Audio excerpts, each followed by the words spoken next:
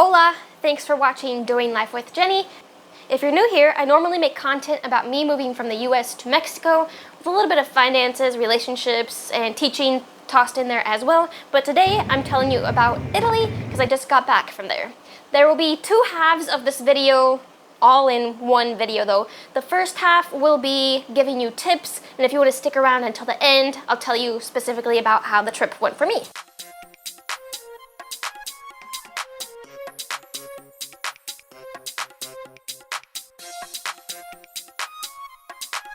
Let's start with the thing you need to know before you even get on the plane. This is a plug adapter. In Italy, they are two round pegs. Your trip will be more hassle-free if you find this before you get to Italy, rather than worrying about finding one once you are there, so that you can charge your phone, camera, whatever else you might take. You just plug in your normal plug here, and then this part goes into the wall. And a lot of the trains actually have outlets on them for you. Whether or not they work, kind of hit or miss. The next few tips are all about transportation. So this is going to be specific to Milan, Turin, and Genoa, which are the three cities I went to. Let's start with the airport. I flew into Milan. They have two airports. You're more than likely going to fly into Malpensa. It's very easy to look on the signs and follow the train sign. And the Italian word looks like train, and a lot of the signs are both in Italian and English. Once you follow the signage for the train, they have two machines and one ticket office. If you want to use the machine, you're looking for the one called Trenitalia. And then you are going to look on the screen, which has lots of language options, and find Milano Centrale. This is going to take you to the center of Milan because the airport is quite far away from the city center. Okay, it will print you out a ticket. And then the next part that kind of tricked me is there are like computer screens, but they were kind of high up and not super noticeable at first, at least the one at this airport. You're going to look at the screen to see which platform the train is leaving from. So it's very easy to read once you notice the screen is there, and then you follow the signs to the correct platform. Just make sure that before you get on the train, you validate your ticket. So you'll have like a little card as a ticket. There will be a machine.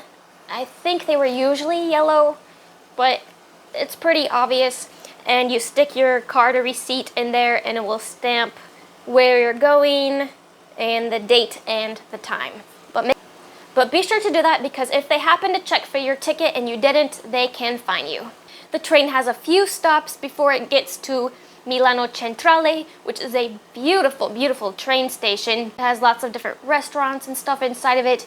And if you didn't have time or you forgot to exchange money at the airport, you can do it at this particular train station. As soon as you walk out of the train station, there is a metro stop.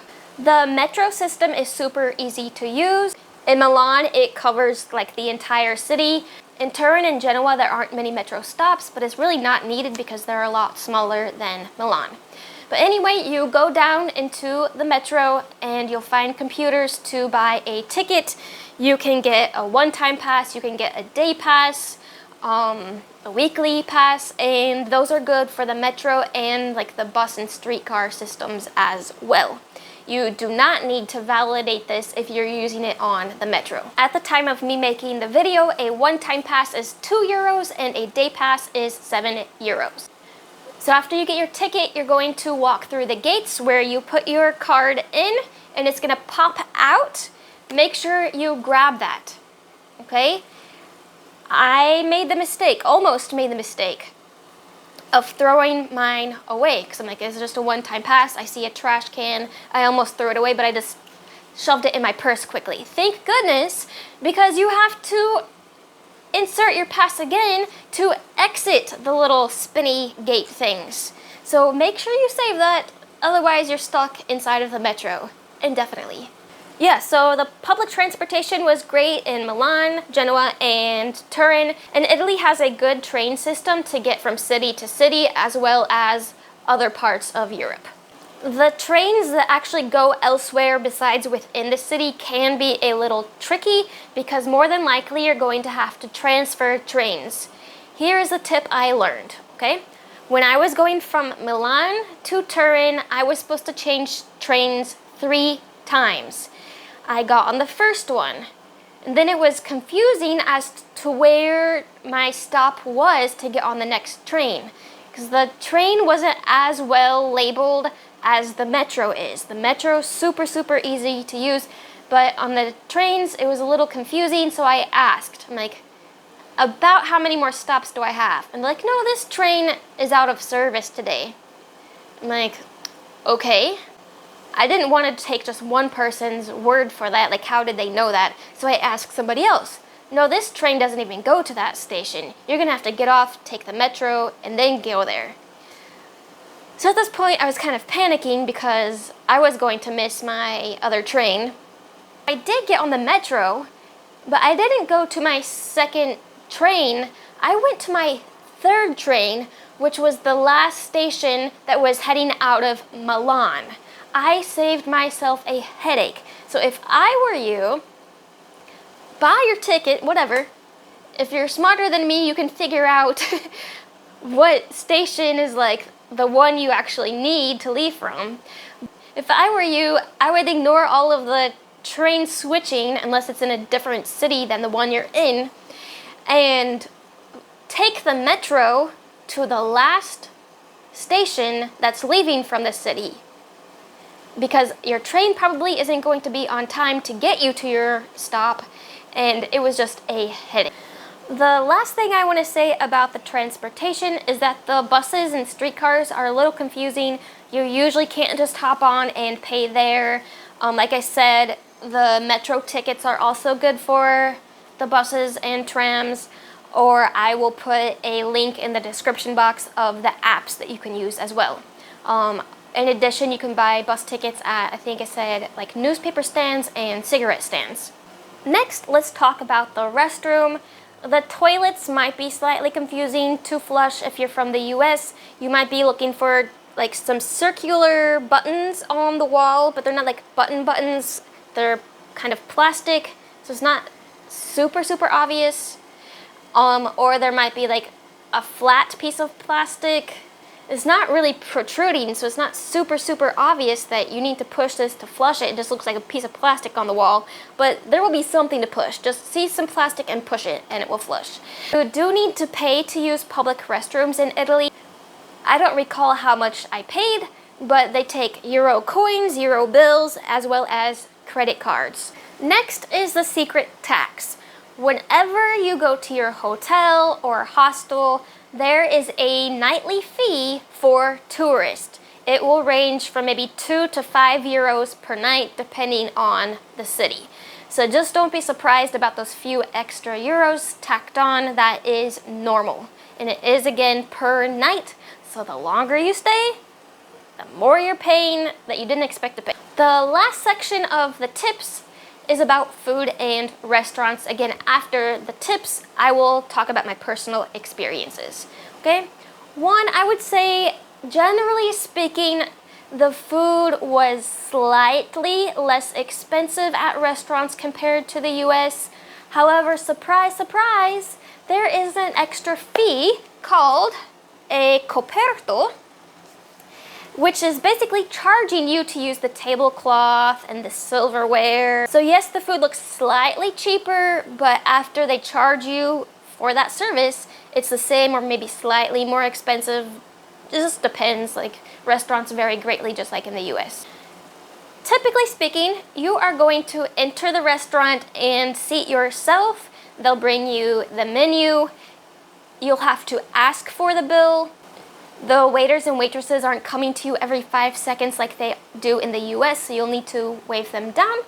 And then you usually pay for the bill at the counter, not usually at the table. If it's an outdoor restaurant, you start outside and then usually you go inside to pay at the end. The last thing you need to know about food is that they do not slice the pizza. You'll have to do that on your own with a knife, not with a pizza slicer. And it's normal for you to fold the pizza in half like a taco to eat it as well. Next tip is about the AC, or lack of. This is where we're kind of transitioning into my personal experience, but yet it's kind of a tip as well. I happened to go in the middle of a heat wave. It was 100 degrees, high humidity, again, Milan, Turin, and Genoa. And Italy is not big on AC. Most places don't have it. The places that do have it probably set on, I'm not kidding, maybe 80. So yeah, you can tell it's a tad cooler than outside, but not enough to cool you off. So when you're on vacation, like you're out, you're busy, you're walking around under the sun all day. And without there being AC, or with it being set so high as in the temperature is set high, there is no escaping it. To the point it was dangerous, and I did get sick, I believe dehydrated, based on Google.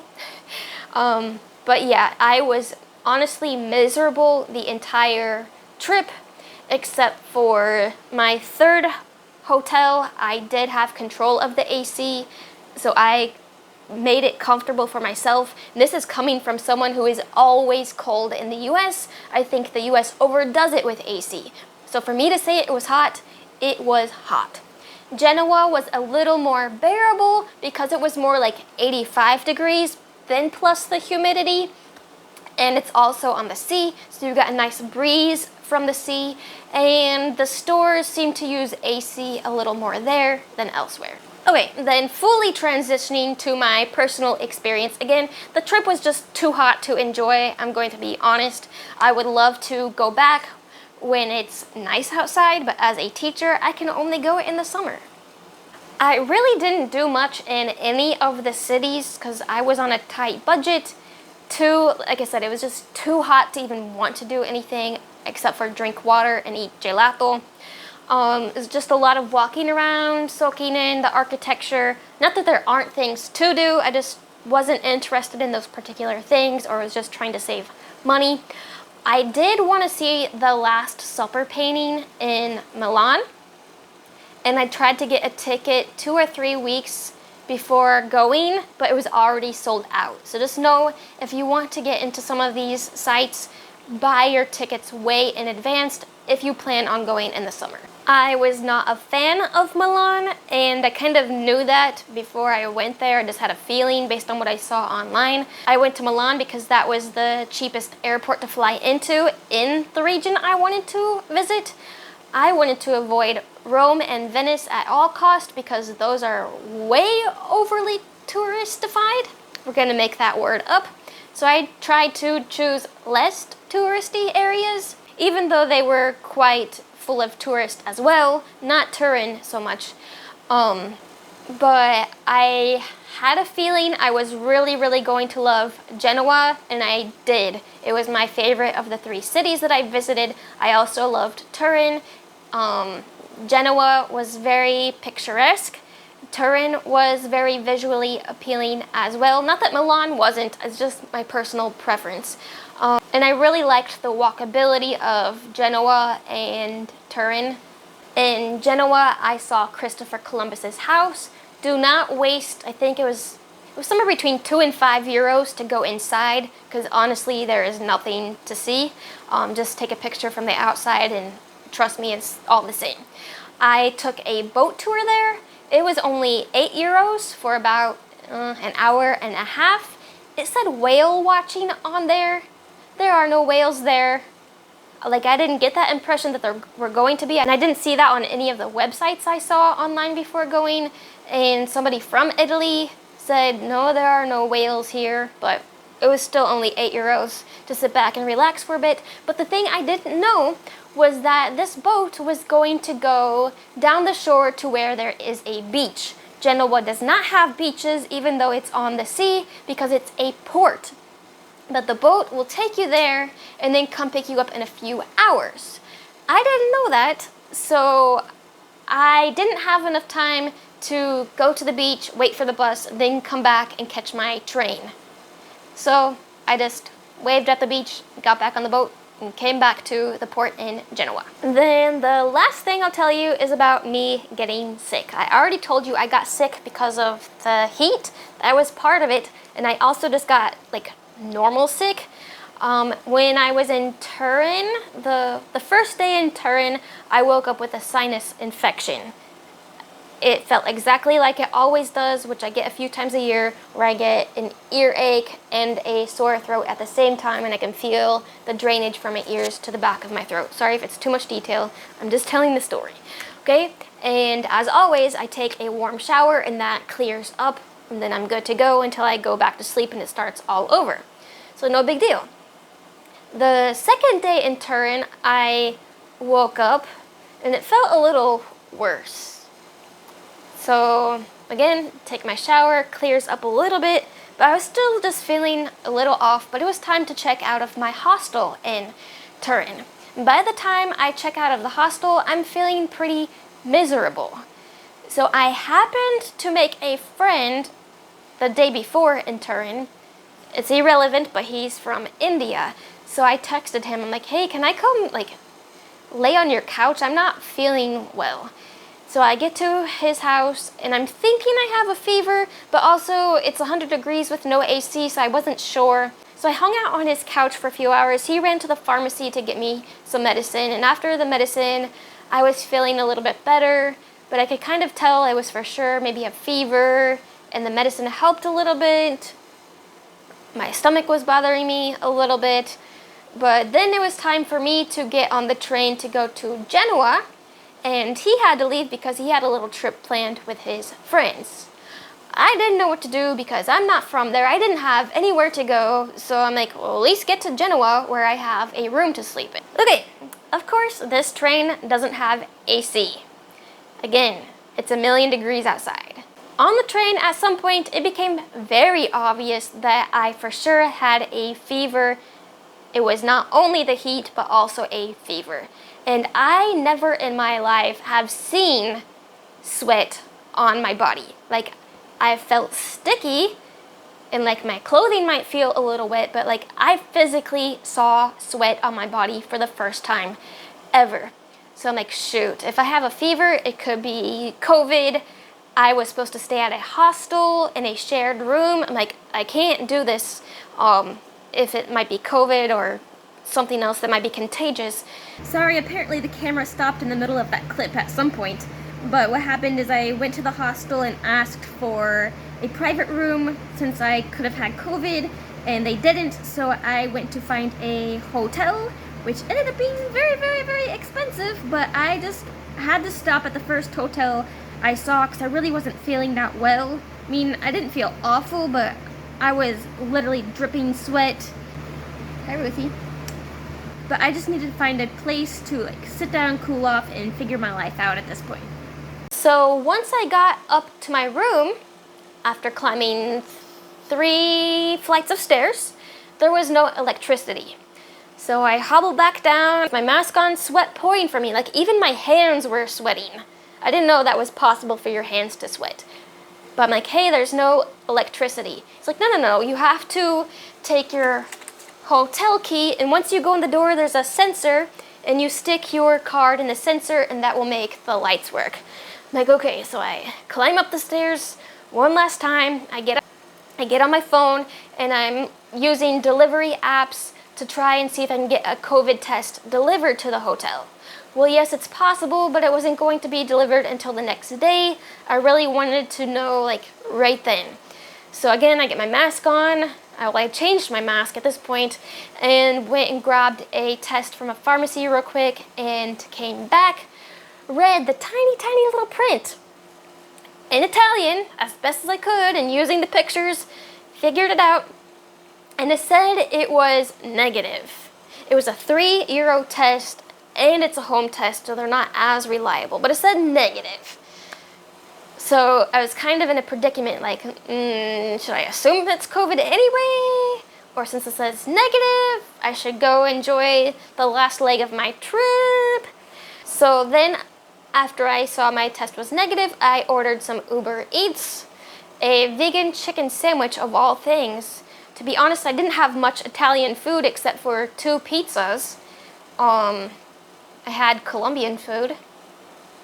I had 2 vegan chicken sandwiches and some random stuff that I'm not sure if it was Italian or not. Just some random vegan food. And what else? Some Chinese food. Yeah, went all the way to Italy for Chinese food and Colombian food. But anyway, I got my Uber Eats, ate, went to bed. The next morning, my ears and throat were horrible. Like the worst they've been in a very, very, very long time. But again, with a warm shower, it cleared up a little bit. I took my medicine and it helped with the fever.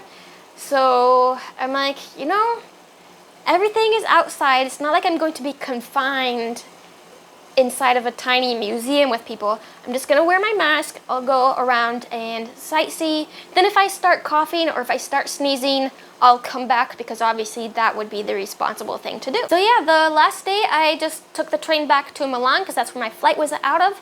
The last day in Milan, I literally did nothing. I sat in the bed all day. I did not want to go see the sun. I did not want to feel the heat. I ordered Uber Eats pizza to the bed. I mean, obviously I went to the street to get it. And I did go out in the evening to try to find some souvenirs. And that was the extent of that. So thank you so much for watching. Again, usually I make content about moving to Mexico, but I thought maybe someone might find this a bit helpful. Take care and see you in the next video.